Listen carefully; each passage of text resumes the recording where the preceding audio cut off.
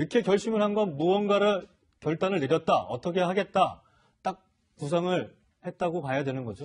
그렇습니다. 저는 뭐 몇 가지 이유가 있다고 보는데요. 일단 객관적 환경이 일단 좋아졌다는 측면이 있을 겁니다.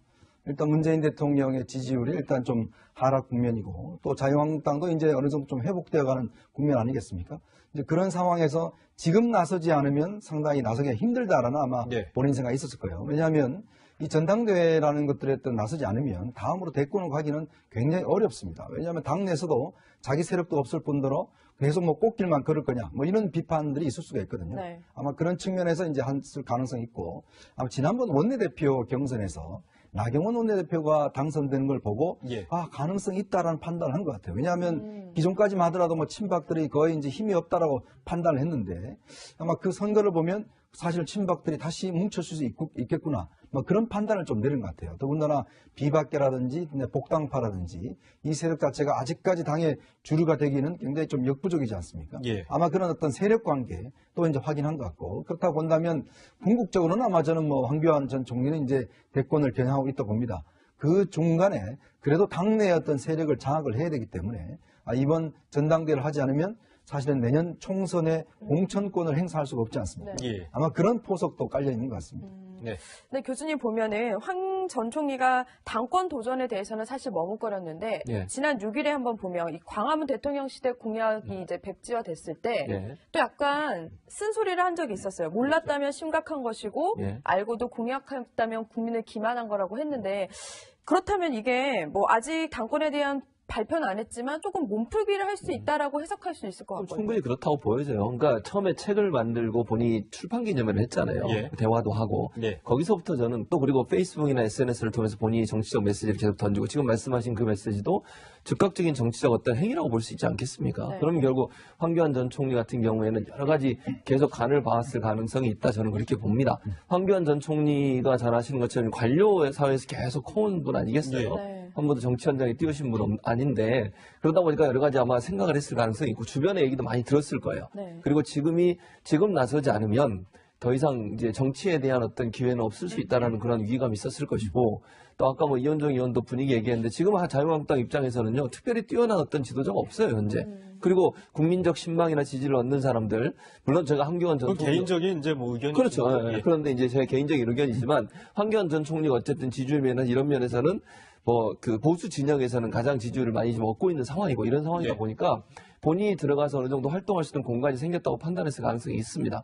그런 차원에서 본다고 황교안 전 총리가 승부수를 던졌다. 그리고 이거는 전당대회에 나가서 끝나는 게 아니라 대권까지도 염두에 두고서 전당대회에 나가서 예를 들면 대표가 되게 되면 본인의 측근들로 일정 부분 공천을 할 수 있게 되고 그것이 결국은 본인의 대권 행보에도 중요한 역할을 할 수 있다는 그런 포석까지도 함께 깔고 가는 게 아닌가 이런 생각이 듭니다. 근데 사실 황교안 전 국무총리 아직까지 이제 정치적인 기반이 그렇게 탄탄하지는 않다고 지금 보여지는데 사실상 이제 전당대회 이 당대표까지 이제 출마를 하게 된다면 어떻게 이제 지지를 올릴 것인가 이 전폭적인 지지를 얻고 이 당선이 될 것인가 이런 전략들을 가져가야 될 텐데 당내에서 어떤 전략들을 좀 가져가는 게 낫다고 보시는 거예요? 그러니까 이제 국민 여론은 사실 어떤 이미지만으로도 이제 올릴 수 있습니다. 그렇지만 이 전당대회라는 것은 일단 대의원들의 표를 얻어야 되는 거잖아요.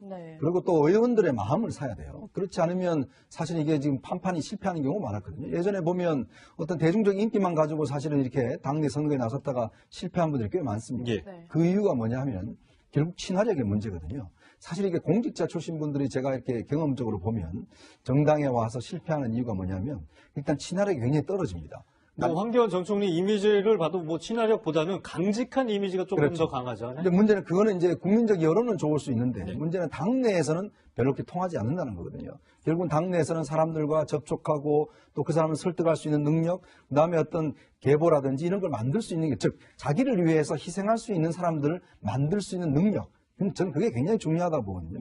사실 저는 안철수 전 대표도 어떤 면에서 보면 그 실패를 한 이유는 바로 이제 그 면들, 즉 소통하고 사람들과 만나고 친화력 이 부분에서 굉장히 좀 부족했기 때문에 상당히 좀 실패했냐 보는데 저는 황 전 총리도 그런 측면들은 어떻게 극복할 것인지 이게 상당히 저는 의문점입니다. 왜냐하면 이분이 그동안 공직자로 커왔고 사실은 뭐 친화력에서는 그렇게 썩 좋은 점수는 받지는 않았거든요. 그러면 전당대회에 오려면 일단 의원들을 갖다가 자기 편으로 만들어야 되고 그다음에 대의원들 같은 경우가 이제 자기 편을 만들어야 됩니다. 네. 이제 그러려면은 많은 현장을 누비고 사람들과 친화력을 해야 되는데 이제 그것이 과연 이제 이 짧은 기간 동안 2월 27일 날로 정해져 있거든요.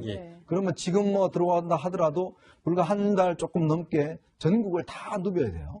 이제 그렇다면 그걸 또 붐을 일으킬 수 있을 것인가의 문제 등등 여러 가지 저는 한계점이 있다 봅니다.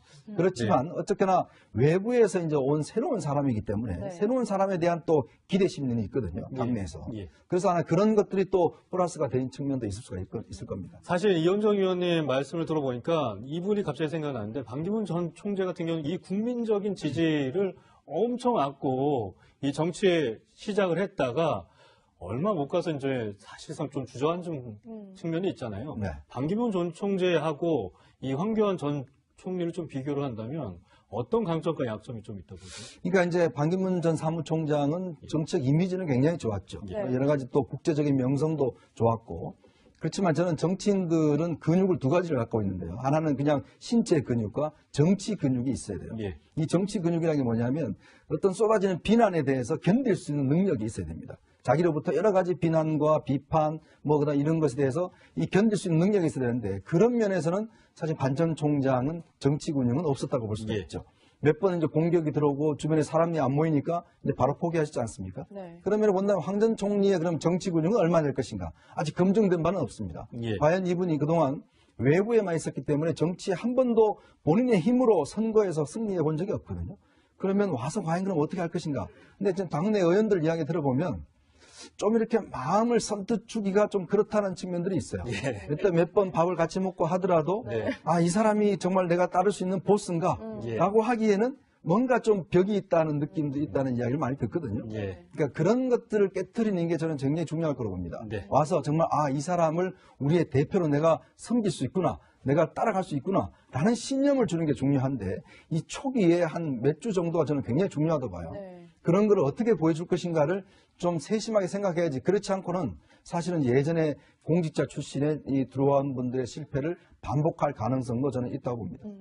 말씀하셨지만 사실 이제 황 전 총리가 입당을 한다면 자기 편들을 이제 많이 만들어야 되는 상황인데 보면은 이제 뭐 친박계 의원들이 말하길 협의가 사전에 없었다라는 말도 있었거든요.